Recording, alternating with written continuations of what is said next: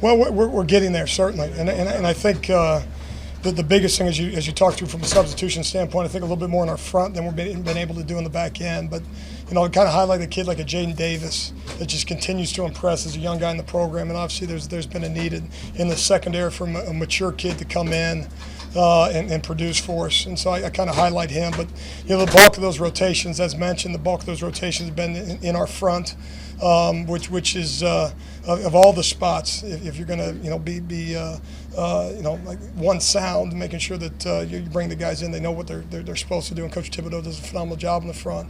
But also from a production standpoint, what you don't want to do is sub that stay fresh and then lose production. And so in any event, obviously, as always a work in progress. We've got a long way to go, but through 3 games, been able to get a lot of guys in the game, and they've been productive. And just to follow up, other than staying fresh and you guys, how much does it really help, guys really compete for more playing time?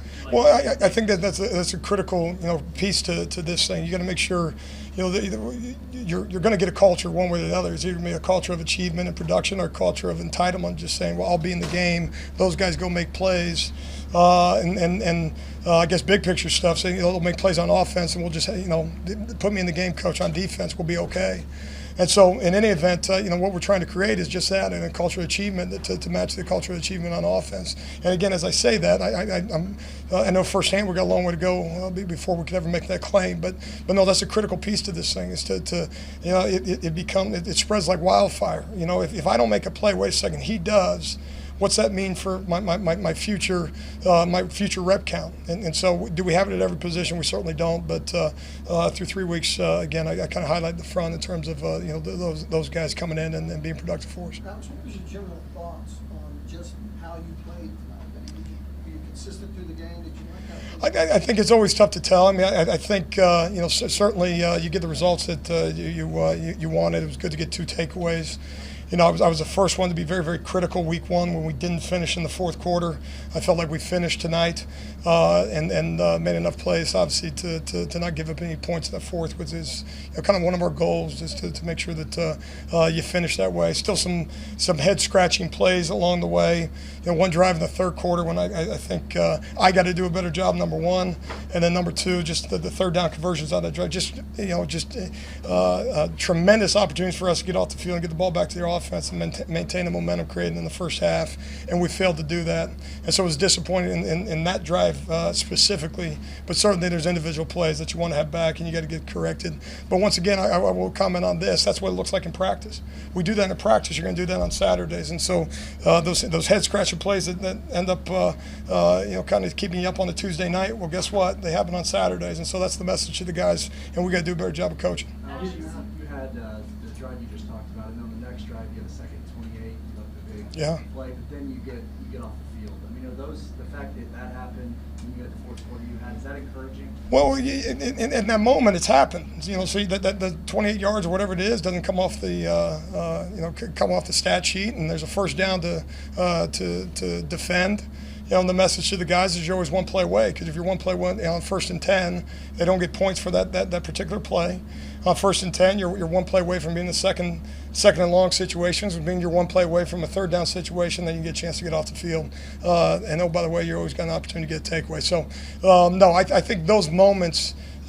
Big picture stuff. Those are tremendous. You don't want to put yourself in those situations from the standpoint of self-inflicted wounds. We continue to have those. They can hurt you, will hurt you, and they can affect outcomes. Especially when you put yourself in a very advantageous situation. From a down the distance standpoint, you got to take advantage of those. And there's a couple of those tonight where, again, as coaches, we didn't do a good enough job. How big was it to just an athletic quarterback really not let him get comfortable, and then also get to him 4 times for sacks? Well, excited by that, and I think again, for the guys in the front, it becomes the standard. If I didn't get a sack, he did. And so the expectation level in terms of not just being disruptive, because we have been in the past, but to get him on the ground 4 times, and I think there's a couple others that if you're I guess either that much more aggressive in coverage, or if you're that much more defendable in coverage, then he's got to hold on to the football that much more, and maybe there's more to be had, and I certainly think that's probably the case. But I think overall pressure was good. I thought corralling him for the most part was a positive. We saw more spread than maybe we anticipated going into the game based on video study this week. But that's a tremendous offensive coaching staff, and I know that they certainly found some of our weaknesses and look to exploit it. You brought up Jaden Davis, Lincoln, and said the cornerbacks. He said that they seem like they're competing harder, and he's getting more confidence in them. Obviously, Trey Brown had an interception. Can you kind of talk a little bit about how you feel about the cornerbacks so far in the 3 games? Well, I think we've shown well, and I think again, immediately when asked, I think about the 2-3 plays that we don't show well. I mean that's the I guess the negative coach in you, but as a 3-game kind of study on those guys, I think they've certainly held up. We've gotten some production from the position. I think certainly playing the top down coverage standpoint, whether zone or man, for the most part, has been good, and that's something that's got to continue. Will continue to be challenged. It's 2019 college football. The ball's going to be in the air. People are going to take shots on you. You got to make sure that you hold up. And in any event, I think like every position, work in progress, but been pleased, and there's certainly some positive signs there. Alex, going into a bye week, what do you focus on this week? Well, we transitioned to Big 12 play, and that's obviously as you go through it, we kind of break down our season into 4 quarters. The first quarter being the preseason, and so we say that's a quarter of the season, even though we're not playing games, so we have a sense of urgency about everything that we do. And so second quarter being the non-conference slate, and so really as we look at it, we're going to the third quarter of the season. And third quarter being Big 12 play, fourth quarter being the month of November. And so, in any event, we the urgency. And I've said it for a long time. Since we've been together, is how critical that piece of it is. And we got to make sure that we're taking major strides this week. I think from a health standpoint, we're probably pretty good. Going into a bye week, we, at some point, make it actually a couple guys back. Ken Mann and we'll see kind of what the timeline is on that, but in any event, he'll be very quickly directed to Texas Tech and making sure that we're improving those young guys so that the rotation continues across multiple positions. Alex, we know your analytics on the turnovers, 1 and 2 a game, but you guys haven't given up a bunch of chunk plays. What's sort of your thinking on? I mean, I know you can't know how many snaps you're going to face Sure. in any given game, but do you sort of have a sense of, boy, if you get to 6 in Big 12 play, that's too many? Do you sort of have a number out there? You know what, we really don't. Obviously every defense that you design is designed to be a 0-yard gain, and every play offensively is designed to be a touchdown. And so, in any event, what we don't, it's easy to tell, and really what this stems from is if it doesn't change behavior, let's not focus on it. So we can tell the guys all day long, don't give up explosive plays.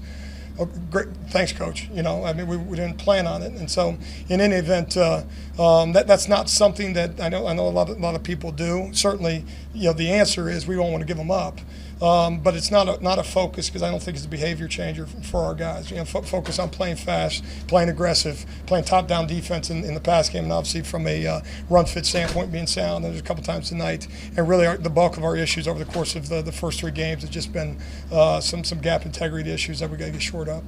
As a whole, how do you feel like the defense is progressing weekly?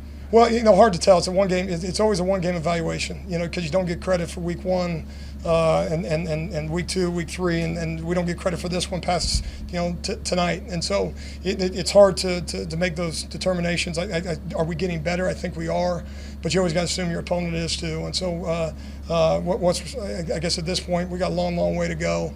But been pleased with some of the outcomes that we've gotten, and I think there's certainly progress being made. But the challenge to be a good defense, in this conference is one that we guess continue to work towards. So are you're always curious every week what your team's going to look like, or is there ever anything that builds in practice where you're just like, okay, this is going to be a lot better this week? I think from a confidence standpoint, I think there's an element to that. The guys been in the arena. They've executed these calls now for 3 weeks.